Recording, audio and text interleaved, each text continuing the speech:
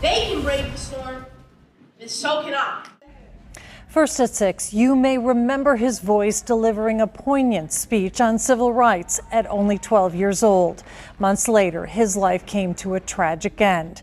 And now the death of this young man and his parents are the center of a national investigation. Good evening, I'm Laura Moritz. And I'm Chris Katz. KMBC 9 Investigates has learned the Department of Veterans Affairs says one of its police officers should never have had access to a gun, but he did. Investigative reporter Matt Fleener breaking this story right now in a KMBC 9 News exclusive. Matt. Yeah, Chris, Laura, it's a heartbreaking case. A federal police officer killed his wife and son in the Northland, according to police, then turns the gun on himself.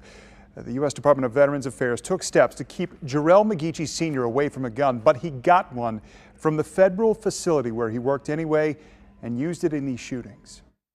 A federal open records request from KMBC 9 Investigates reveals police officer Jarrell McGeachie Sr.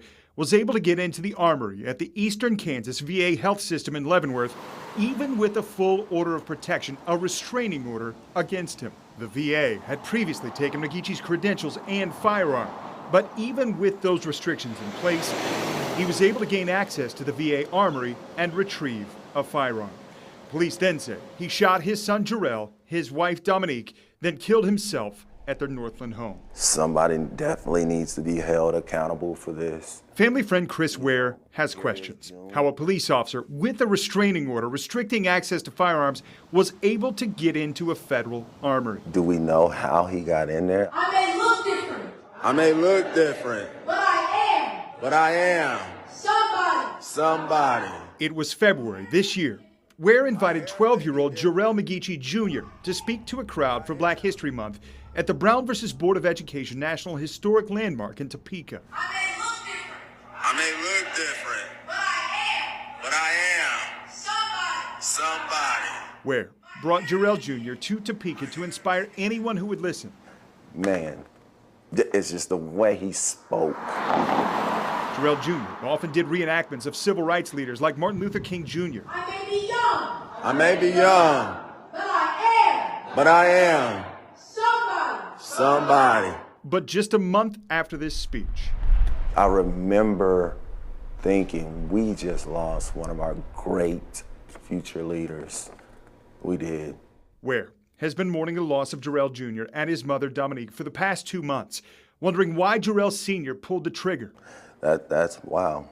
KMBC 9 Investigates was the first to tell him about Jarrell Sr. getting access to a gun at the VA's armory, even with the restraining order in place. Man, we need to go all the way up as far as we can go.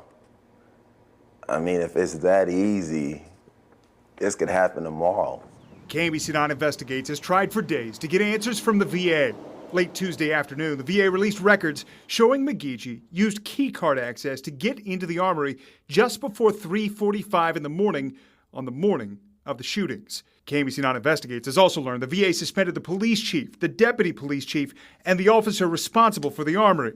It also launched a nationwide training for all VA police departments and an internal investigation into how Jarrell Sr. got the gun. There has to be some accountability.